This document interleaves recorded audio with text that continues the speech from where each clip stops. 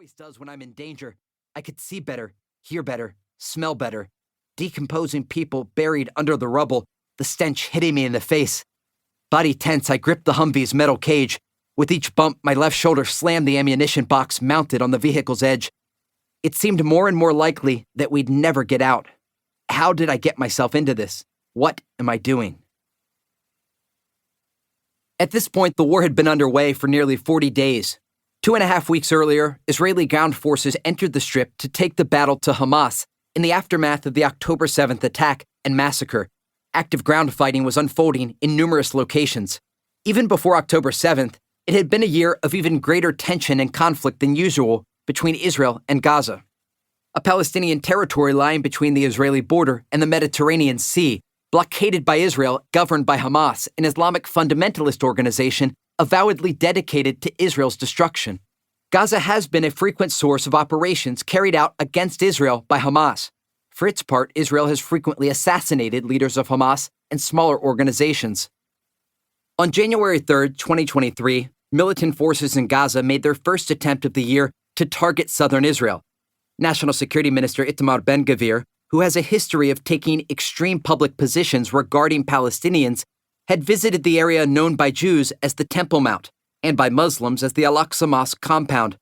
Hamas had warned that such a visit would ignite the region, and indeed, a rocket was launched from Gaza that day.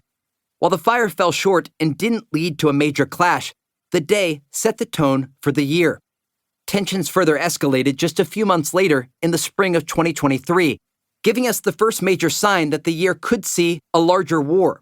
A 4-day conflict erupted between Israel and Islamic Jihad in an operation the Israelis called Shield and Arrow. The death of Palestinian prisoner Qadar Adnan, after an 87-day hunger strike, drew rocket fire from Gaza in early May.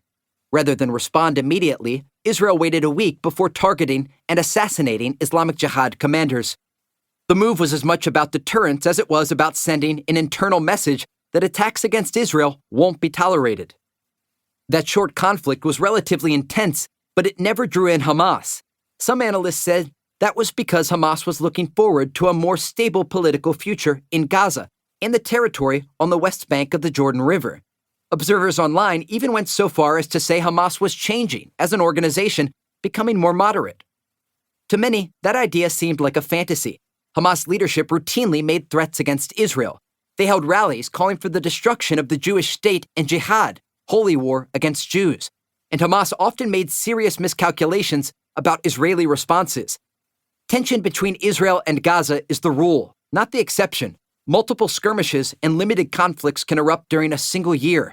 The sparks have varied. Sometimes prisoners on hunger strike, sometimes clashes at the Al-Aqsa Mosque compound, and rising tension around the Muslim holy month of Ramadan. The fire, though, was always the same. Rockets launched from one of thousands of positions in Gaza, followed by heavy Israeli bombardment of Gaza, coupled with artillery and naval shelling. Sometimes, as in the 51-day war in 2014, a limited Israeli ground component was added to the equation before a ceasefire solution was arrived at. More money into Gaza, aid projects, extended work permits for the Palestinian population. Such interactions had become routine. Still, the months after the Shield and Arrow conflict saw bloodshed on a scale uncommon even for Israel. 2023 became the deadliest year for Israelis and Palestinians in decades. The state of tension and conflict was becoming categorically different. How did I get myself into this? What am I doing? Simple. I always wanted to be an international journalist.